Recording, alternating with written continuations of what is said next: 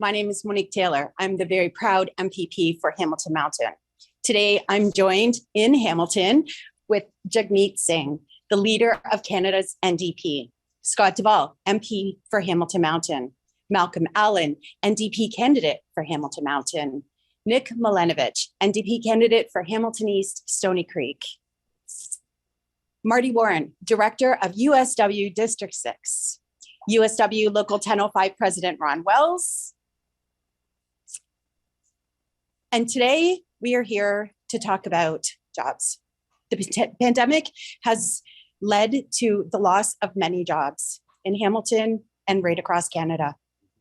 Even before the pandemic, things were getting harder for Canadians. It was becoming more difficult to find jobs with decent wages and basic benefits. Jagmeet has been on tour in Southwestern Ontario this week to talk about the NDP jobs plan. The plan promises to create 1 million new jobs to put Canadians back to work.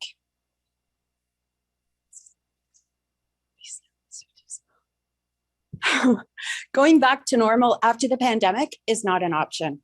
Those at the top have enjoyed record profits while workers have struggled through the pandemic.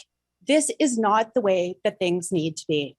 The NDP will help Canadians and Hamiltonians by building better jobs, more jobs, and by protecting the essential workers who got us through the pandemic. With that, I'm very pleased to welcome and introduce to you Marty Warren, Director of USW District 6.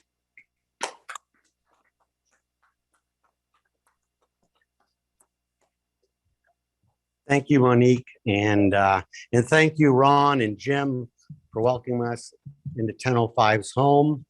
It's always good to be in Hamilton. Yeah, it's a workers' town through and through. You can see that in the New Democrats they elect to represent them, from Monique to Andrea Horvath, to Paul Miller, Sandy Shaw, and of course, Scott Duvall, Matthew Green. And in the next election, it'll be Malcolm Allen, Nick Milanovic, and Roberto Inglases. And this city is supported by workers. But those working people have been let down over years of governments that haven't put them first. Liberals and conservative governments have attacked collective bargaining. They've made it harder for workers to organize. They've refused to protect workers' pensions when employers go into bankruptcy. And the liberals even let CEOs collect wage subsidies to pay scabs while they locked out workers. Workers know this plan isn't like any other party's plan. The NDP has our backs. And Jagmeet's Better Jobs plan is just the latest example.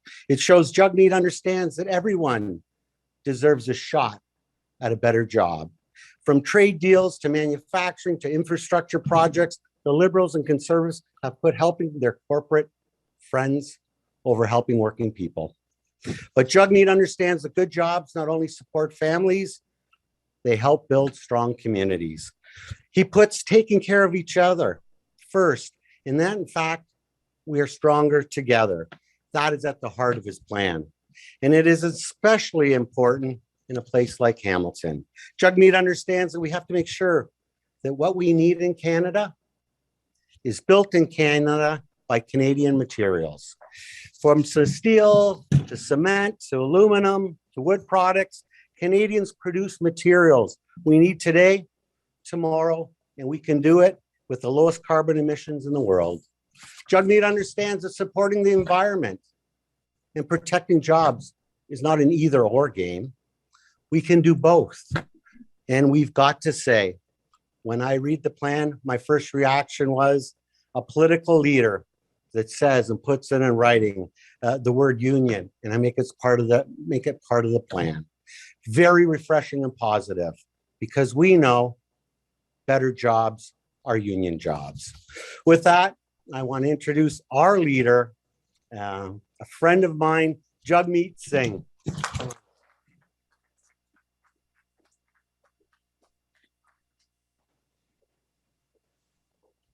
Thanks, Marty. Thanks, Monique. Really happy to be here. And thank you to the local president and local 1005. It's also just yesterday 75 years, the anniversary for Local 1005. So big shout out to the local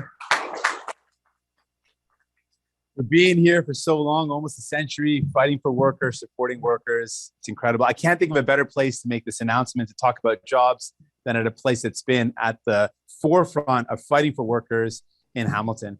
I'm joined with my colleagues and future MPs and current MPs, and I want to share with you our plan.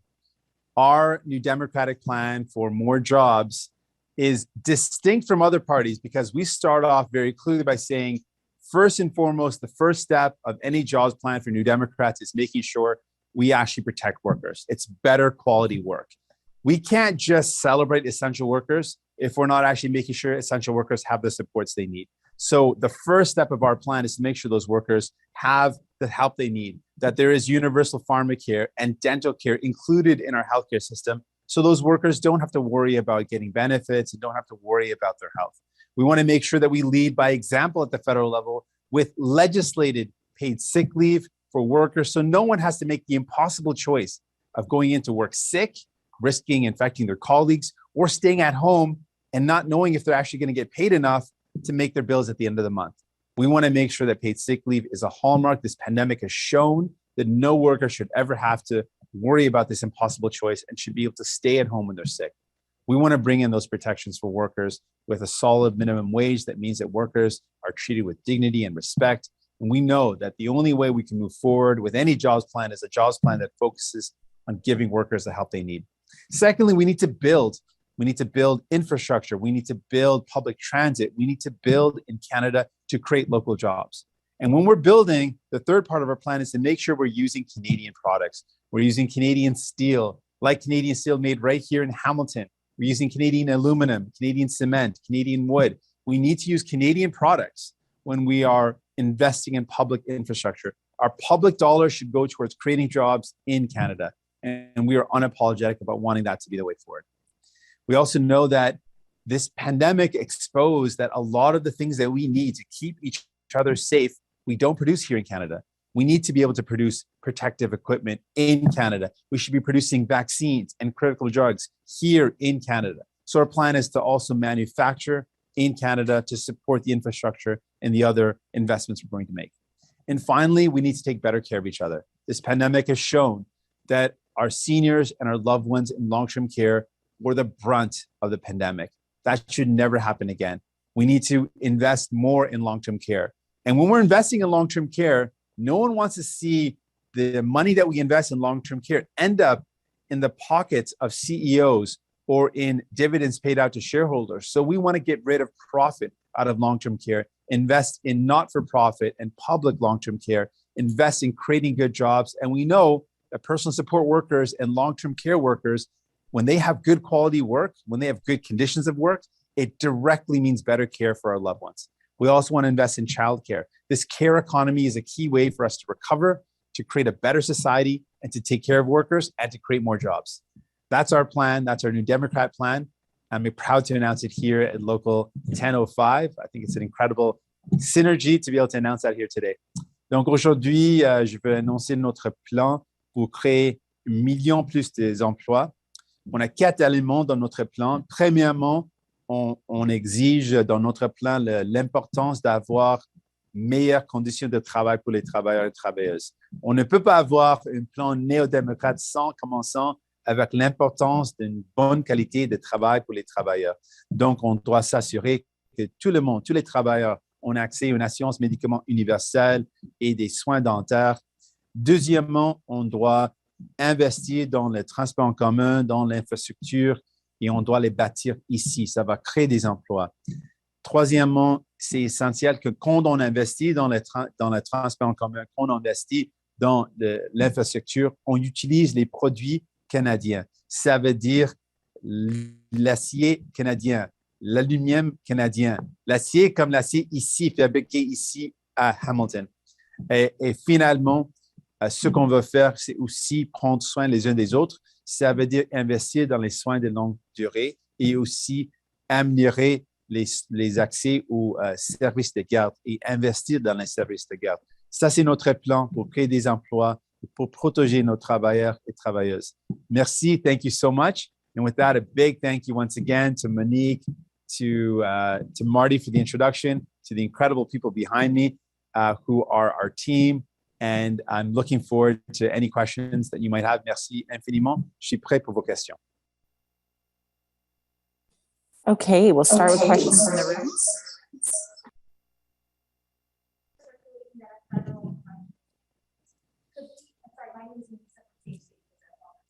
Could we see your appearance here today as a pre-campaign visit?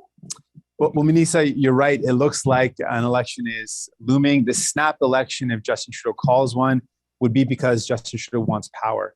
We're still saying, listen, there's a lot of work that needs to be done. We've got 2 years left on our mandate. Let's get back to work. Let's go back to Ottawa in September and pass legislation to get people the help they need, to help a recovery that's focused on people. But it looks like Justin Trudeau wants a snap election. And if that's the case, we're ready for it. We would always tour in the summer to make sure we connect with people. And we're ready for an election if that's what Justin Trudeau decides to do. And what do you like about Hamilton? Oh, Hamilton's an incredible city. I got a lot of deep connections to Hamilton. My brother went to McMaster. So while I was in law school, I would often visit up on my younger brother to make sure he's okay.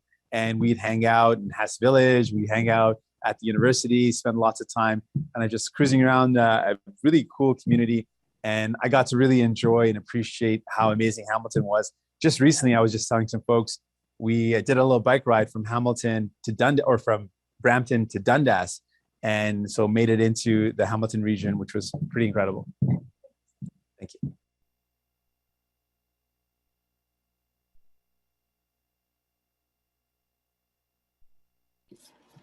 Okay, we'll move now to questions on Zoom if there are no other questions in the room. And so the first question through our Zoom is David Thurton. We're just going to ask journalists to please identify the outlet that you're with when you speak. So please go ahead. Good morning, Mr. Singh. The border was a topic of discussion between the premiers and the prime minister. Are you ready to see the border open? Thanks, David. I appreciate the question. I grew up in a border town. I grew up in Windsor, and I was just there a couple of days ago. And just for folks that don't know, for a lot of communities in Canada, there is not just it's not just about tourism and people coming across the border, which is important. We need that. Our tourist sector has been hard hit, but it's also about people's families, their connection, their work, their employment. There are a lot of deep connections that people share over the border. And for almost 18 months, people have been denied the ability to see their family. We had a really heartbreaking story in Windsor where a local worker's son was sick in Detroit and he couldn't see him. And he had to take a flight to be able to get over to see his son, which is just a 15-minute drive over the border. So there's a lot of pain felt by people who are being displaced and not able to connect with one another, and folks feeling isolated. So we need to see a clear plan. What I want to see is that transparency. We're hearing again kind of a big notion of sometime in April or sometime in August. We need a clear plan. We need to know what the path is. What are the steps required to get there? People need transparency, and so they can kind of plan their lives. Right now, there's a lot of uncertainty, and that makes it even worse. When people know once we get to this level of vaccination or once we get to this level of safety, we can then see the borders open up and we've got a firm date. That gives people a bit of something to look forward to. So that's what we want to see. We also want to make sure that when we do that, we do it in a safe way that doesn't put at risk Canadians. I'll just follow up here. In terms of, what happens if cases start rising? What criteria do you need to see, or what criteria would you like to see if cases start rising and we might need to consider closing the border? Are you concerned about that? Would you like to see certain criteria that if, cases start rising on either side, here or there, in the US or in Canada, that we might have to reclose the border? What I know has been really difficult for a lot of people is the opening and closing. That's been really hard on businesses. That's been really hard on people when things open up and then shut down right away. We need to see a plan that allows us to stay open, and we want a plan that keeps people safe. And we want to make sure we're following all the expert advice of public health officials. That's really what we want to see. But we can't have a haphazard approach, which we've seen in Ontario with a Conservative premier who didn't follow the evidence, didn't make the right decisions, opened up, shut down, opened up again. It has been incredibly difficult for a lot of small businesses. I spoke to an owner on the way in, and she shared how difficult it was for her going through those lockdowns and reopenings. And so we need to make sure that the plan is one which is a solid evidence-based plan, keeps Canadians safe, and one that doesn't result in quick changes, opening and closing. That's not going to help anyone.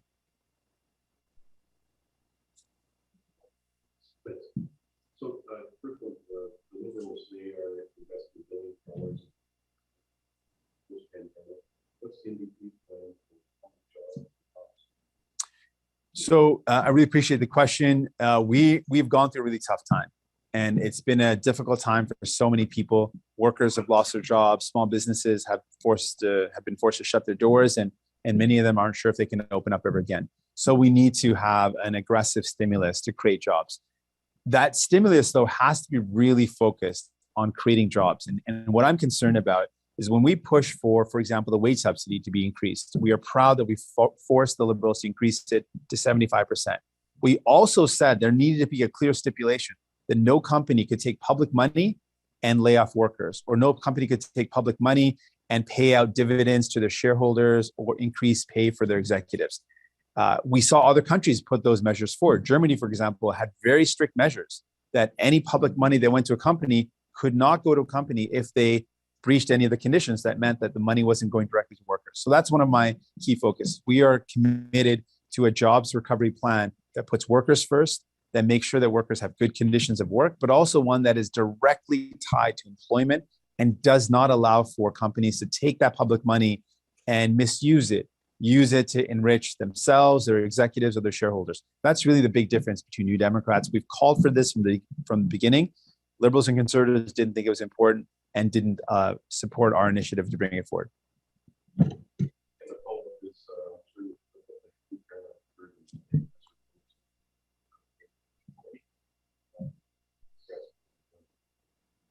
I really appreciate the question, and the direct answer is no. The federal government has not done enough. They've talked a lot. Justin Trudeau's said a lot of words, but hasn't really backed that up with action. We've been saying there's a number of things that can happen right away. We know that online hate is directly radicalizing people, and it has been the cause of some of the horrible incidents we've seen in the killing in the massacre in Quebec City, and in the massacre or the killing of a Muslim man in Toronto. In both cases, the attackers were found to have been radicalized by extreme right-wing and white supremacist websites. Despite knowing that, and despite that being years ago, the Liberal government has not acted to tackle online hate. And that to me is very sad. It's hurtful and it's wrong, because people continue to feel the brunt of Islamophobia. We need to make sure that our public resources at the federal level, at the security services level, is being used to tackle the groups that are spreading this hateful message and tackle that as well. There's a lot that can be done immediately, and I have not seen action. And as a result, the Muslim community is really still feeling uncertain and worried and afraid. And we need to do a lot better. Justin Trudeau needs to stop just saying things and start doing some things. Okay, we'll go back to Zoom for the next set of questions. We have another question from David Thurton. So David, please go ahead. Mr. Singh, I just want to come back to, the possibility of closing the border if cases rise. Just so I get you on this clearly, should the government be open to the possibility of having to, reclose the border? Should that be part of their plan that you really want to see, a detailed plan that you really want to see? Should that be an option if cases get out of hand on either side? Thank you for the opportunity to clarify on that. Yes, absolutely. That should be, that is always a potential scenario where we might have lockdowns in the future if cases get really high in general. And with the border as well, we need to be vigilant. If there's cases that increase, that we need to be aware of that. But what I want us to do is to make the right decision so that we are not in a situation where we're opening and closing, shutting down and reopening. Ideally, if we make the right decisions, if we follow through with the public health advice, that we are in a position we are going steadily towards opening and not opening and closing. That would be my preference, but we need to have contingency plans in place. So yes, we should have plans that include if there is a serious outbreak and if there's a serious risk to Canadians, we need to be able to move quickly with some clear decisions. What would your plan include? I know you're not in government, and it's hard to kind of formulate a plan when you don't see all the data. But I'm just wondering, what would your plan include on the border? Well, on the border, one of the things that has been lacking is really transparency. I'd be very clear about why we're in this position right now, what we need to get, what we need to achieve in terms of vaccination before we can reopen, and then what the clear timeline is, clear dates. Really, the problem is that a lot of families that I've spoken to are just saying, well, when, and what do we need to do to get there? And so you can kind of see it happening, and then families will have a bit more a sense of security, a sense of knowing when it's going to happen. It's really the lack of clarity and the uncertainty that's made it so hard for families. They want to know what's going on, and they want to know what it's going to take before things open up and when that date will be. So those are the things that I would be very, very, I make a priority and make sure we're very clear on. People want to know that and deserve to know that. I'll now ask journalists again on Zoom if they have any other questions to please use the raise hand function at the bottom of your screen. And if you have a question, please use the raise hand function at the bottom of your screen. There are no other questions through Zoom, so we'll go back to the room. How would you address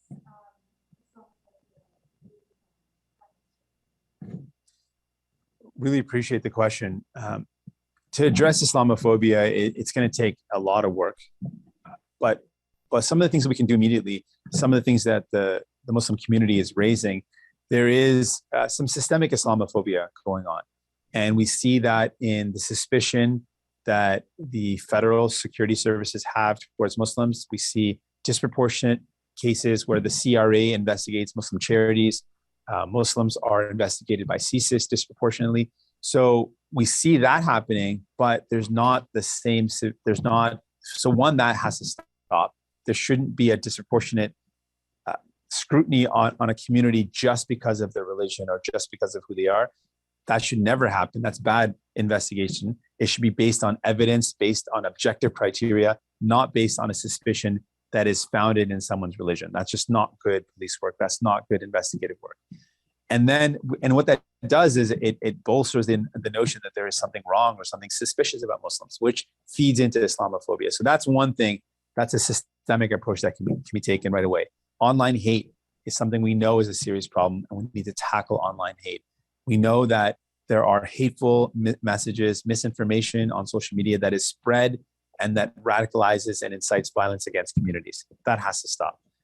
We've called for more resources to go towards tackling and dismantling white supremacist groups and extreme right-wing groups, which promote hate and promote division and promote that type of violence. Those are some of the clear steps that I would take right away, and then continue to work with the community and really all communities. We know that hate is like a fire. Once it takes hold, it will spread, consuming everyone. So we've got a collective interest in tackling not just Islamophobia, which is vitally important that we tackle it, but also anti-Semitism, also anti-Asian hate. Hate in general has been a serious problem in this pandemic, and we need to get serious about tackling it.